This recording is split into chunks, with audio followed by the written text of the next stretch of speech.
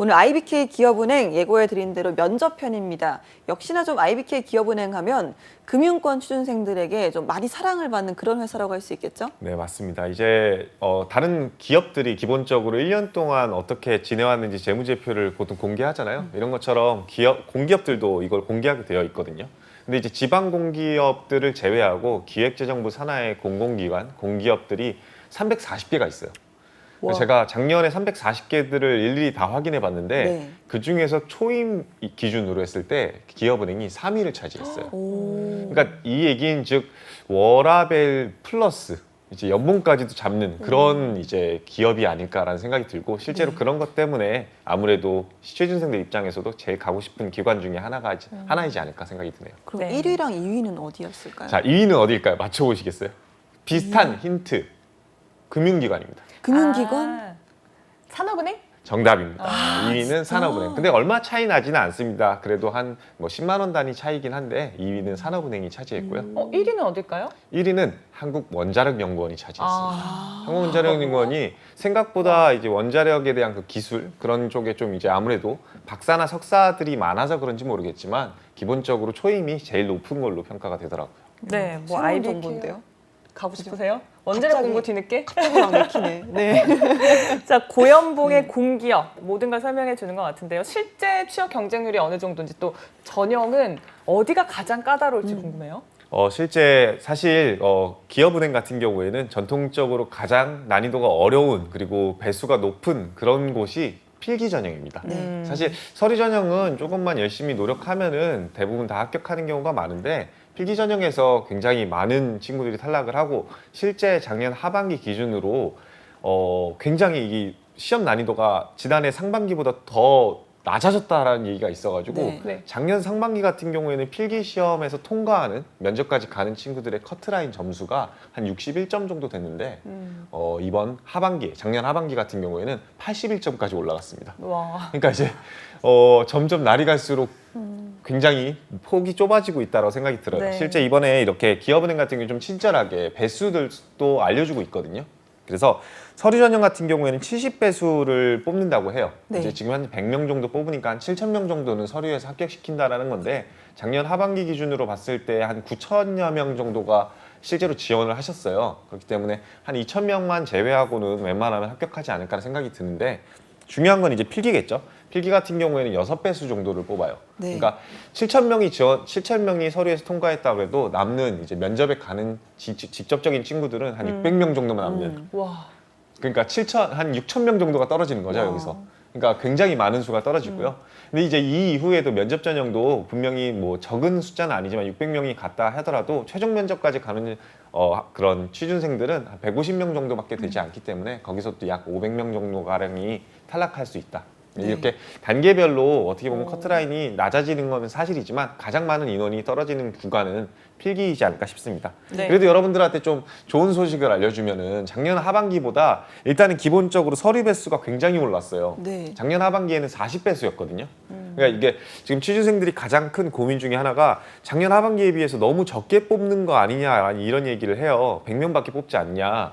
근데 그만큼 서류 배수는 지금 40배수에서 70배수까지 올랐거든요. 그러니까 일단은 필기 시험장까지는 갈 수 있는 기회는 더 넓어졌다고 생각하시는 게 그러니까 여러분들이 열심히 필기 공부만 잘했으면은 나한테도 기회가 주어질 수 있다라고 생각하시는 게 옳지 않을까 생각해 봅니다. 그런데 채용 규모가 줄었는데 서류 배수를 높인 이유는 좀 어떤 게 있을까요? 아무래도 이제 그 객관적으로 좀 더 평가하겠다라는 얘기이기도 하고 그리고 그만큼 이제 공정하게 기회를 좀 주겠다라는 얘기도 생각해요. 그리고 특히나 지금 필기 배수도 사실은 올해 같은 경우에는 6배수까지 늘린다고 했거든요. 그러니까 면접을 좀 더 많이 봐라. 그래서 기존의 채용 방식으로 변화시키겠다. 사실 작년 같은 경우에 서류 배수를 이렇게 좀 줄이고 필기 배수도 줄일 수 있을 수밖에 없었던 가장 큰 이유가 코로나 때문이지 않을까 생각을 네. 해요. 근데 어느 정도 좀 오늘 좀 약간 확진자가 늘긴 했지만 진정세에 접어든 것도 사실이고 이제 대응 방식도 철저하게 갖춰져 있기 때문에 시험장에서 실제로 코로나가 퍼졌다라는 얘기는 못 들어보셨잖아요. 그런 그쵸. 것들을 좀 감안해서 이야기를 지금 진행하고 있지 않나 싶은 생각이 듭니다. 네. 뭐 희망 고문일 수는 있지만 그래도 좀 기회가 생겼다는 점, 이 부분은 좀 긍정적으로 볼 수 있을 것 같습니다. 이제 기업은행 면접을 좀 파헤쳐 볼 텐데요. 기업은행 면접 전형에 어떤 특징이 있다면 어떤 것들이 있을까요? 사실 과거까지만 하더라도 지난 5년간의 기업은행은 전통적으로 합승 면접, 즉 팀워크를 가장 많이 보는 기업이다라고 평가를 하고 싶었어요. 근데 이제는 코로나 때문에 팀워크 관련 활동들이 거의 없어지고 있어서 이제 남은 거라고는 특징적인 게 사실은 기업은행만 1차 면접이라고 부르지 않고 실기 시험이라고 1차 면접을 부르는 거, 그게 가장 큰 특징이지 않을까 싶어요. 그만큼 실기 시험이라고 하는 이야기인즉 은행원으로서의 실기 능력을 본다. 이 얘기는 직무적인 능력을 평가하겠다는 거에 의지를 담고 있다고 생각이 들거든요. 그런 것 때문에 자연스럽게 직무 관련 질문이라든지 PT, 심지어 이번 전형에서는 막 논술까지도 나오는 것이 확인이 된다라고 생각이 듭니다. 작년 말씀처럼 이제 코로나 사태 때문에 모든 기업이 그랬지만 사실 실기, 그러니까 면접 전형 치는 게 굉장히 어려웠거든요. IBK 기업은행은 좀 어떻게 치러졌을까요? 이게 작년 하반기에도 어떻게 될지 모르다 보니까 채용 네. 공고가 두 가지로 나눠서 올라왔어요. 그래가지고 만약에 이제 코로나가 확진이 많이 돼가지고 비대면으로 진행될 경우와 대면으로 진행될 경우로 나눠서 올라왔는데 면접 전형 자체는 큰 변화는 없었던 건 사실이에요. 다만 이제 그 형식의 차이가 있었던 것이 제일 컸고요. 제일 취준생들 입장에서 화났던 부분은 채용 공고가 그래가지고 한 2번, 3번 정도 몰래 약간, 몰래는 아니죠. 취준생들한테는 다 안내문이 갔으니까 채용 공고문이 수정이 됐었어요. 그래서 홈페이지에 일일이 들어가가지고 지금 어떻게 시험 보는지를 일일이 확인을 해야 되는 그런 사태가 있었고요. 최종적으로는 결국에는 한 자리에서 면접을 안 보고 직접 일일이 여러 군데를 돌아다니면서 면접을 봐야 됐던 그런 상황까지도 도래했다라고 생각하시면 될 것 같습니다. 알겠습니다. 작년에 채용 공고를 좀 살펴보면 작년에 대면 방식으로 진행하는 경우 토론이나 또 개인 발표 형식 프로그램 하겠다라고 했거든요. 비대면인 경우에도 토론이나 개인 발표를 좀 했을까요? 지금 이제 작년에는 이제 비대면으로 진행이 된 게 사실이죠. 근데 비대면인데 비대면 아닌 비대면이었거든요. 그래서 지역본부 그리고 본사, 누군가는 뭐 강남으로 가고 누군가는 여의도로 가고 누군가는 뭐 노량진으로 가고 면접을 봤어요. 그래서 진짜 은행에 지역본부라 그래가지고 각 은행들 한 5개 지점, 6개 지점을 총괄하는 은행이 하나가 있거든요. 그 은행이 2층에 가가지고 면접을 보는 여러 명이 뿔뿔이 흩어져서. 그래서 전 당연히 이렇게까지 흩어지게 만들었으니 가서도 토론이나 PT를 하지 않을까 생각을 했는데 그 모든 시간을 인성 면접에 할애했습니다. 아, 네. 1대 다로 거의 한 사람당 30분에서 40분 정도 아주 딥하게 면접을 보는 그런 전형이었고 네. 거의 롯데 면접을 방불케 하는 아주 구조화된 면접. 왜 그랬어? 어떤 거 했었어? 막 이런 것까지도 깊게 물어봐가지고 실제 나에 대한 고민이나 질문을 많이 안 한 친구들은 굉장히 어려웠던 면접이 네. 진행이 됐습니다. 네. 직무 관련이라든지 아니면 어떤 뭐 전문성 관련해서 이런 거보다는 인성 면접이 만약에 나왔다. 내 예상하지 못했다 그러면 좀 답변하기 어려웠을 것 같다는 생각도 좀 듭니다. 자, 그러면 올해 채용 공고도 작년과 마찬가지로 2가지 방식으로 이렇게 공고가 됐을까요? 이번에는 의외로 2가지 방식 자체로 나와 있지는 않더라고요. 이번에도 반 비대면으로 할지 대면으로 할지는 뭐 필기 시험이 끝나 봐야지 알겠고 또 코로나 확산 추세를 봐야 되지 알겠지만 공고문 자체는 일단은 하나만 이야기를 하더라고요. 그래서 평가 방법이 기본적으로 토론, 인터뷰, 직무 맞춤형 평가로 진행을 하겠다라고 명시가 되어 있어요. 그리고 이 직무 맞춤형 평가 같은 경우에는 금융일반 같은 경우에는 발표, 즉 PT를 보겠다는 거죠. 작년에 대면으로 본 내용을 그대로 하겠다라는 의지로 보이고 디지털 같은 경우에는 코딩 테스트, 금융 전문이나 글로벌은 논술을 실시하겠다라고 이야기를 했어요. 이 얘기인 즉 기본적으로 대면으로 보겠다라는 의지가 보이고요. 만약에 대면으로 보지 않는다 할지라도 작년처럼 반비대면, 즉 여러 기관들, 뭐 본사라든지 아니면 각 지점들에 가가지고 면접을 보는 형식으로 진행이 되지 않을까라는 생각이 듭니다. 알겠습니다. 면접 방식이 좀 달라질 수 있다는 점을 좀 감안하셔서 준비를 해야 될 것 같습니다. 이 채용 공고에요. 다수의 프로그램이 나와 있는데 토론, 인터뷰, 직무 맞춤 평가 세 가지입니다. 일단 토론부터 좀 살펴볼 텐데요. 어떻게 진행이 될까요? 일단 자세한 이야기가 안 나와 있다는 게 너무 아쉬워요. 사실 취준생들 입장에서 토론이라 그러면 진짜 토론을 하는 건지 아니면 토의를 하는 건지 네. 굉장히 뭐 아리까리 하거든요. 그래서 저희는 어쩔 수 없이 과거의 사례에 기댈 수밖에 없잖아요. 네. 그래서 과거에 기업은행에서 가장 많이 출제했던 토론 면접 전형 자체는 협상 면접이라고 그래요.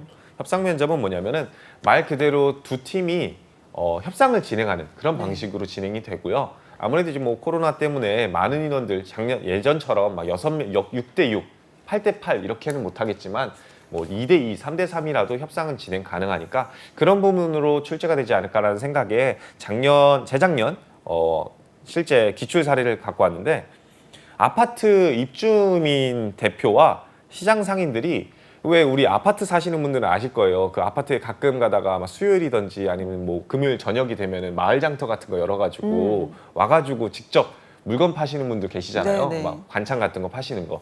그거 관련해서 협상을 진행해라라 그래서 A팀은 뭐 마을 장터 사람 그리고 B팀은 아파트 입주민 대표 해가지고 서로 합의점을 찾아가는 그런 면접 전형이 실제로 출제가 됐었고요. 뭐 이제 이렇게 되면은 되게 막막하게 생각할 수도 있는데 주어지는 카테고리가 굉장히 명확해요. 뭐 예를 들면 운영 시간이라든지 아니면 들어올 때 얼마나 비용을 내고 들어올지라든지 하는 그 카테고리들이 정해져 있고 각각 카테고리 안에 협상해야 되는 금액도 세부적으로 정해져 있는 상태에서 테이블 같이 표를 줘가지고 여러분들이 면접을 보게끔 만드니까 큰 어려움은 없을 겁니다. 네. 다만 이게 토론이다. 그래서 내가 열심히 잘해야겠다. 욕심이 많이 나기 시작하겠죠. 그래서 굉장히 부딪히는 경우가 많습니다. 그러다 보면은 자연스럽게 협상이 결렬되는 경우까지도 발생하기도 합니다. 그러면 어떻게 해야 돼요? 사실은 이게 다 양보만 할 수도 없을 것 같고 그쵸. 그렇다고 너무 이기려고 하면 기싸움도 벌어질 것 같고 어떻게 해야 되는 거예요? 이제 그게 사실 킬링 포인트라고 저도 생각이 들어요. 이제 막 본인들이 이기려고 하겠죠. 협상이라는 거 잘 생각해 보면 어쨌든 간에 면접을 잘 보고 싶다는 욕심이 앞서니까 네. 이제 면접에서 막 어필을 해요. 네. 우리 쪽이 유리한 거. 뭐 예를 들면은 카테고리가 10억, 20억, 40억, 100억이 있다 치면은 저한테 유리한 게 100억인 게 보인다 그러면은 무조건 100억. 4달러. 4달러. 막 이것만 계속 외쳐요. 네. 그러면 뭐 2달러 하자, 2.5센트 하자, 노노노 4달러 이렇게만 계속 하다 보면은 결국엔 결론이 나는 경우가 많아요. 근데 잘 생각해 보셔야 되는 게 이 협상 면접을 왜 볼까? 네. 이게 만약 협상이 아니라 할지라도 토론 면접을 왜 볼까라는 생각을 꼭 하셔야 돼요. 어떤 취업 준비생이든 본인이 보는 기관에서 이 면접 전형이 왜 있을까를 생각해 보시면 어떠한 자세로 할지가 보이는데 은행원이 협상을 하는 그 공간이 물론 내부 고객도 있지만 가장 많은 협상 장소는 사실은 외부 고객, 즉 정말로 지점에 방문하시는 고객과의 그런 협상을 평가하는 간접적인 요소가 될 수 있겠죠. 고객들도 와서 그런 얘기를 해요. 대출을 받는다 치면은 대부분의 고객들은 100만 원, 200만 원, 300만 원 더 많이 대출을 받고 싶어 하고요. 그리고 2.3%, 2.2%, 2.1% 이자는 낮추고 싶어 하는 게 기본적인 심리입니다. 근데 그 상태에서 우리 기업을 위해서 리스크는 최대한 줄이면서 이자 비용을 극대화시키면서 서로 윈윈할 수 있는 구조를 가져가려고 하는 노력이 은행원으로서도 고객과의 대면 거래에서 굉장히 필요한 요소겠죠. 그래서 실제로 이런 협상 면접을 통해 가지고 상대방한테 줄 건 주고 받을 건 받으면서 어떻게 하면은 윈윈할 수 있을지 그 자세를 평가한다고 생각하시면 좋을 것 같아요. 이게 대부분의 경우 사실 이제 그런 두 팀이 완전히 충돌하는 경우, 한 팀이 완전히 포기하는 경우에는 점수 차가 굉장히 많이 나서 당연히 A팀이 유리하겠지만 사실은 두 쪽이 한쪽이 어떤 걸 포기하고 다른 한쪽이 무조건 가져가야 되는 걸 가져가게 되면요. 자연스럽게 점수가 비슷하게 나오는 경우가 많습니다. 그리고 협상 면접이라는 건 상호 간의 점수가 비슷하게 나오고서 좋은 점수가 받는 게 상호 간에 윈윈했다라고 표현이 될 수 있기 때문에 내가 표를 보시고 협상을 진행하게 되면 이거 하나만큼은 무조건 가져가야겠다. 반대로 이거 하나만큼은 상대방한테 양보해도 되겠다라는 것들을 좀 잘 심도 깊게 파악을 해놓고서 면접 전형에 진행을 하시는 것이 어떻게 보면 좋은 포인트와 전략이 될 거라 생각합니다. 알겠습니다. 협상 면접을 좀 짚어봤고요. 아까 말씀하신 뭐 집단 토의 면접 같은 기본적인 그 토론 면접도 좀 동일한 구조로 볼 수 있을까요? 네, 맞습니다. 일단은 뭐 아무래도 찬성이나 반대 측으로 나뉜다 할지라도 여러분들이 뭐 자신의 의견들을 피력하겠죠. 근데 무조건 상대방의 이야기가 잘못됐다, 안 됐다가 아니라 왜 그런지에 대해서 내가 잘 들었고 그거에 대해서는 나는 이렇게 생각한다라고 공손한 태도만 잘 유지한다라고 한다면은 고객과의 이해관계에서의 충돌에서도 본인이 어떻게 대처할지가 보이기 때문에 이기는 것 그 자체에 중점을 두기보다는 상대방을 어떻게 논리적으로 설득할지에 집중한 그러한 표현 방식을 사용했으면 좋겠다라고 얘기하고 싶습니다. 네. 그 다음으로 저희가 살펴볼 게 바로 인터뷰입니다. 그냥 저희가 흔히 아는 그 인성 면접이라고 생각하면 될까요? 네, 맞습니다. 저도 이게 사실 인터뷰라고 표현된 게 처음이거든요. 그래서 이게 인터뷰가 뭘지에 대해서 의구심이 들긴 하지만 인성 면접이라는 포인트가 아무 데도 없기 때문에 이게 인터뷰가 결국엔 인성 면접을 얘기하는 게 아닐까라는 생각이 들고요. 이 평가 요소에 윤리의식과 의사전달력을 평가한다고 되어 있어요. 명시가 되어 있어요. 그렇기 때문에 이 부분을 통해 가지고 뭔가를 평가하려고 하지 않을까 하는 생각이 가장 크게 들어요. 여러분들도 이거에 대해서 미리미리 필기시험을 통과했다라고 한다면 생각해 보셨으면 좋겠습니다.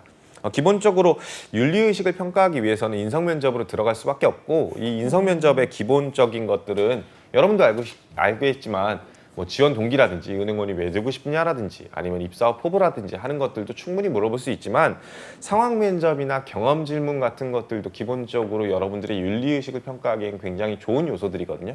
그래서 이런 부분들을 가장 많이 집중해서 준비를 해놔야지 이런 윤리의식이라든지 아니면 의사전략력 평가에서도 좋은 결과를 받지 않을까 싶습니다. 알겠습니다. 그럼 실제로 좀 인터뷰, 그러니까 인성 면접에 나왔던 질문들이 좀 어떤 것들이 출제가 됐었는지 이 부분도 좀 짚어주실까요? 실제 많은 친구들이 이제 은행에 지원하시는 분들 중에 무조건 전공이 경제나 경영인 경우가 많이 있지는 않거든요. 그리고 또 은행들이 인턴을 뽑는 경우가 굉장히 많지 않아요.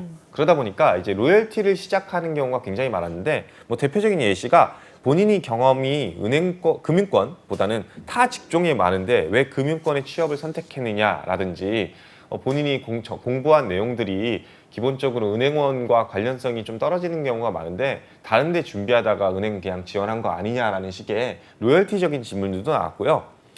실제 앞서 말씀드렸듯이 경험이나 상황 질문들이 굉장히 많이 나왔다 그랬잖아요. 그 대표적인 예시 중에 하나가 뭐 서비스나 아르바이트 도중에 고객 응대를 하면서 상처받았던 부분이 있는가 뭐 이런 질문들도 나오기도 했고요.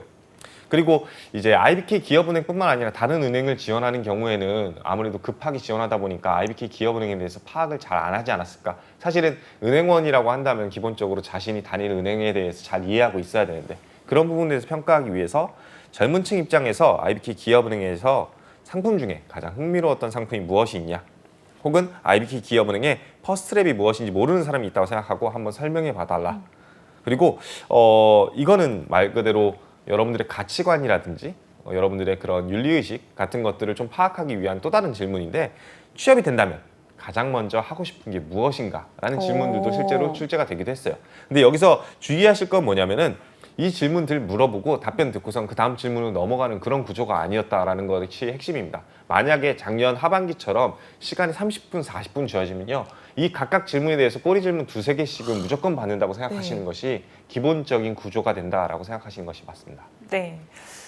이 질문들 이제 설명해 주셨는데 취업이 된다면 가장 먼저 하고 싶은 것이 무엇인가, 이게 윤리적인 질문이라고 하셨잖아요. 네, 뭐 직업 윤리를 묻는 건가요? 직업 윤리일 수도 있는 거고요. 네. 사실은 이 가장 큰 윤리의식, 은행원들에게 가장 큰 윤리의식은 사실은 도덕성 그리고 거짓말을 안 하는 신뢰성이겠죠. 정말로 여러분들 취업된다 그랬을 때 가장 먼저 하고 싶은 게 뭔가요? 근데 여기서 가식적인 친구들은 뭐라고 답변할까요? 열심히 일하겠습니다. 봉사활동하겠습니다. 봉사활동하겠습니다. 열심히 기부하겠습니다. 일하겠습니다. 남은 시간 동안 공부하겠습니다. 이런 얘기들을 굉장히 많이 해요. 뭐 틀린 말이 아닐 수도 있겠지만 네. 저라면 취업이 된다면 가장 먼저 하고 싶은 거는 일단은 부모님한테 드릴 선물부터 찾아볼 것 같아요. 연수기간에 받은 돈으로 부모님한테 가장 여태까지 기다려주신 거 고맙다고 생각을 해서 선물을 준다든지, 아니면 뭐 기다려준 여자친구랑 같이 맛있는 거 먹어본다든지, 실제 그게 가장 인간미가 넘치고 도덕적인 이야기일 수도 있잖아요. 도덕이 아니라 할지라도 이 도덕이라는 의미 자체가 상대방한테 얼마나 신뢰감 있게 자신의 이야기를 호소력 있게 전달하는지도 포함이 된다고 생각을 해요. 은행원으로서 근무를 하면서 고객과의 소통도 마찬가지예요. 무조건 안 된다라고 이야기를 하고 무조건 내가 전문가라고 이야기를 하게 되면요. 고객이 굉장히 벽을 느끼고서는 소통을 어려워하는 경우가 많이 발생하고 그럴 때는 오히려 신뢰감이 떨어져요. 실제 그런 신뢰감이 떨어지는 사태가 제가 봤을 때는 이 소위 ELS나 DLS 사태라는 불리우는 은행들의 일련의 사태들이라고 생각을 하거든요. 그래서 여러분들 여기서 거짓말을 하실 필요는 없어요. 이런 거에 있어서는 솔직하게 자신의 이야기를 설명해 주는 것이 오히려 상대방으로 하여금 신뢰감 있는 대화에 임하고 있구나라는 생각이 들 거라고 저는 생각합니다. 네, 그러니까 꾸민 답변보다는 솔직한 답변이 좋다. 그런 게 더 공감받는다는 말씀이신 것 같고요. 공기업이다 보니까 아무래도 블라인드 채용 진행이 될 텐데 자기소개서 기반의 질문들은 좀 안 나올까요? 다들 이렇게 오해를 하는 경우도 있고 저도 굉장히 큰 오해를 했는데 사실은 이거는 뭐 지바지 케바케라고 부르는데 이 실제 어디 지점에서 면접을 받냐에 따라서 좀 다르게 나오긴 했어요. 근데 기본적으로는 한 60%의 면접관들이 자기소개서 기반으로 한 질문들을 한두 개씩은 꼭 물어봤다. 그러니까 이 블라인드라고 하는 요소가 여러분들의 이름이라든지 학력이라든지 나이를 가리는 건 맞지만 자기소개서까지 가린다고 생각하지 않는 것이 여러분들 준비 과정에서 더 멘탈 케어가 될 것이다 라고 생각이 들어요. 실제 작년 하반기 기준으로 성장 과정이라는 그런 항목이 있었는데 자기소개서 항목이 있었는데 거기다가 이제 자기 아버지에 대해서 자랑하는 글 뭐랄까 아버지한테 뭐 이런 것들을 배웠다라고 쓴 친구가 있었고 또 한 명은 어머니한테 뭐 이런 것들을 좀 물려받았다라고 하는 친구들이 있었는데 그런 친구들한테는 실제로 어머님 같은 상황이 뭐 기업은행에 들어와서 있으면 어떻게 임할 것인가 라는 질문을 실제로 하기도 했습니다. 이 얘기인즉 결국에는 자기소개서를 그 사이에 다 읽어보고서는 질문이 들어왔다는 얘기겠죠. 이 시간이 면접 시간이 길어지면 길어질수록 자기소개서를 읽을 수 있는 시간은 굉장히 많아져요. 면접관들이 자기소개서를 일주일 전, 2주일 전부터 미리 읽어오고서 면접장에 들어오는 건 아닙니다. 그렇기 때문에 그 현장에서 읽는 경우가 대부분일 텐데 그 현장이 시간이 길어지면 당연히 주어진 시간이 많다 보니까 읽을 수 있는 여력이 생기겠죠. 여러분들이 만약에 면접이 30분이나 40분이 넘어간다는 얘기를 들으면은 무조건 자기소개서 관련된 질문이 나올 수 있다는 생각을 꼭 하시고 준비를 하셨으면 좋겠다 생각이 듭니다. 네, 일단 뭐 작년에 케이스가 있으니까 좀 많이 준비를 해둬야 좀 그래도 좀 마음이 좀 든든하지 않을까라는 생각이 듭니다. 마지막으로 이제 직무 맞춤 평가인데 이건 좀 어떻게 진행이 될까요?